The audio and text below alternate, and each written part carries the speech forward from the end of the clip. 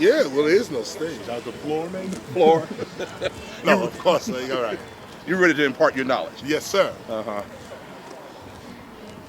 How have you been so successful, decade after decade, in touching lives through your art, music, and your knowledge? Yeah, well, first of all, you're giving me credit for something I can't even take credit for. You know, I know it sounds maybe hokey or cliche, but you know, God is real, and I know there's a lot of atheists in the world. I know they are, but I can't take that stance.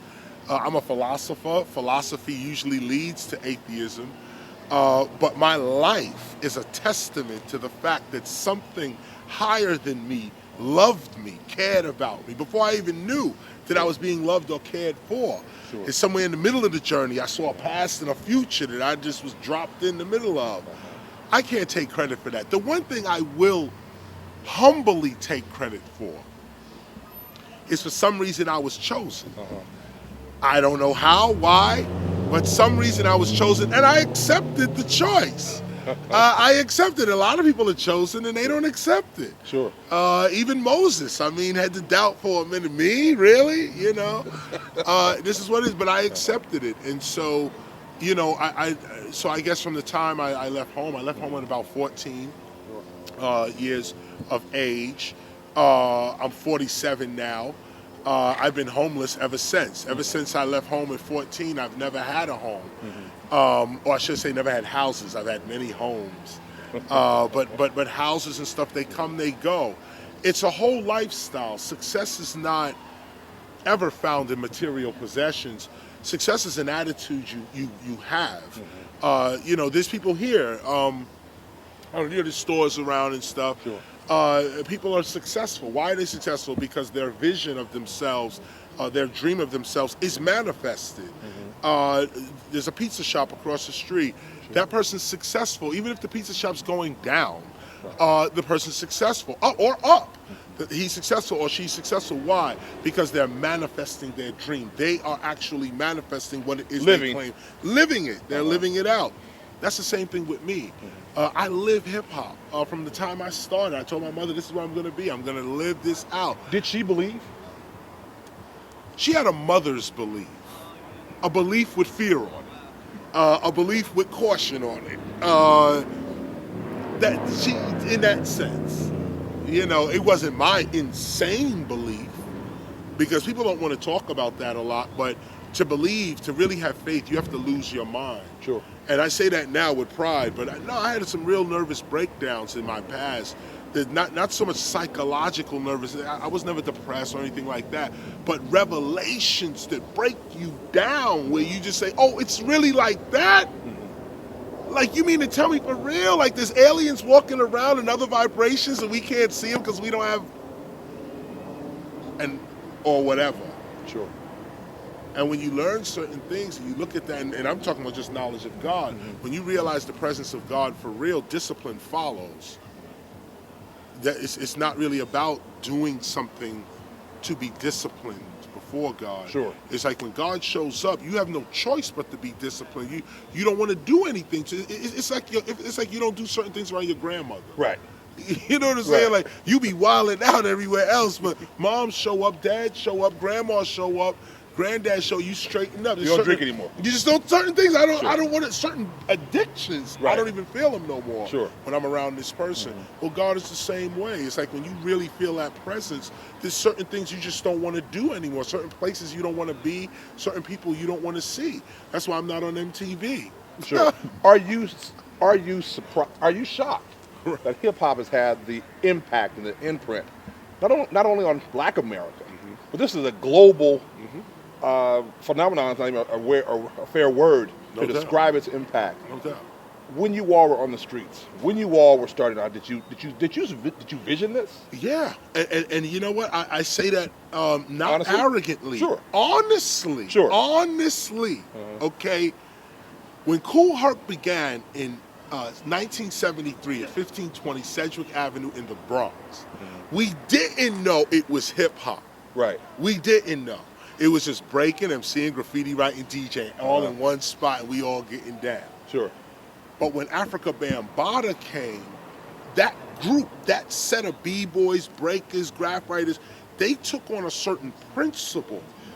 The reason we break in M.Cing, graffiti art, and DJing is for peace, love, unity, and having fun. This is the reason you do it. Not to get money, not to for this, but the reason I'm a b-boy, the reason I'm breaking is for peace, love, unity, and joy. So once that was on it, we kind of knew that we had something. We had Africa Bambaataa back in the days, and from there, we knew, we were told, like, for instance, look at the attitudes of the people in Wild Style, the attitudes of the characters in Beat Street. Look at the attitudes. The attitude was hip hop, you don't stop. Right. Hip hop, take over the world. As a matter of fact, Africa Bambaataa put out a record called Planet Rock. Right. The whole globe. Sure. It was Bam that was talking about hip hop being colorless, raceless. You know, that hip hop, everybody can unite and meet on this. This was also taken over from the funk era, Parliament Funkadelic, sure. and all of that. It's the same kind of concept. We could all unite under the funk. Let me throw this in there. We were talking yesterday with Dr. Anthony Samad. Oh, no. Just wrote a book called Realize. Right. And he was talking about everybody wants to be black, but nobody wants to be black. Right. This music, it allows you to be black Right. without being black. Right. Right. When we get through, we still black. Right. A lot of people can imitate, Right. fit in, and then they don't have this costume that doesn't wash on. Right. What's the importance of being black and taking this transcontinental message? You know, this is interesting because we say we rule the world. We say that hip-hop is global, but then we frown on globalization. We say that hip-hop is the true world order, but then we are suspicious of the Illuminati. This is that slippery slope right here when you talk about race, ethnicity, and culture. There's a bunch of black people on the earth. Sure. Billions of black people on the earth, but they don't share the same culture. Right. Blacks are killing blacks, blacks are saving blacks. And when I say blacks, I mean like African, if you say African, Nigeria, and I just want to point out the hypocrisy in this first before I answer your question. Sure. If we all come out of Africa, if the earliest hominin human is said to have came out of Africa over 7 million years ago, by the way, Sure. then where does all the other African continents come from? Nigeria, Ethiopian, Egyptian, Sure. this, that. Where do Greece, Rome, France, Spain, where do these people come from? Where does Native American, how do you get to all these different humans if we're all out of Africa? And the point is that, no, we're not all different humans. There is only one humanity on the earth. We've been told through education there are different races when race is really an immigration term. It's a legal immigration term. If you look at humans the way they really are, we are all a different shade of brown. Sure. White people included. They're beige, actually. We're all a different shade of actual brown. So where is black? If I look at my skin color, this does not match this. Right. This is black. This is brown. But this matches everyone in society, or everyone in the world that is human. There are no black people. Right. There are no white people. I mean, if you put up, you know, if white people look like white, like that car maybe over there, you know, they'd be dead. That's my car. Pretty white car you got there. But no white person could exist as white or red person or yellow person. Or these are abstract, arbitrary titles that we give ourselves and try to live through them. Now, having said that, there's a reason for blackness. The reason for blackness is its political implications, that we have been victims of racism. A small group of people in the world have victimized a large group of people and denied them resources, rights, everything you can imagine based on race. So because we live in this historical circumstance, which is not my real life. Sure. It's just historical. And notice what I just said, it's not my real life. I don't even accept racism, Okay. to be honest with you. I know it exists, I know it's there. Barack Obama got to deal with it every day. Right. But I don't recognize it because my consciousness is beyond that. I've been called nigger with the ER. Sure.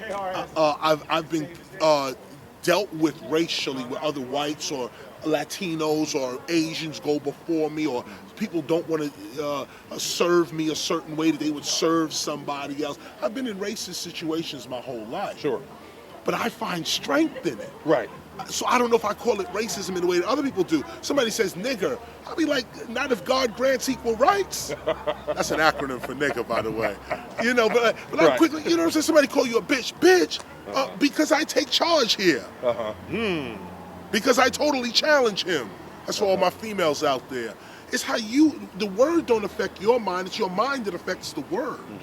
And so with that understanding, all these words, terms, political terms too, I can enter them as coats and clothing and take them off. Now, some people are wedded to their blackness. Sure.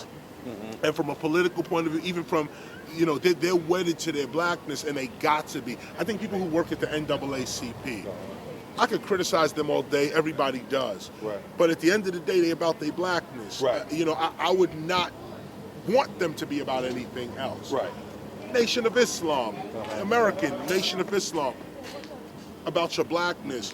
The Rastafarian Nation, Ethiopian Orthodox Church, they about their blackness. There is where I want to go and get that. Okay. They just Y'all got down. Very impressive. That was nice. real quick. We'll let you. I gotta go back to work. Real quick. When you look at the hip hop slate now, what's your thought with the commercialism, obviously, the money, the sex,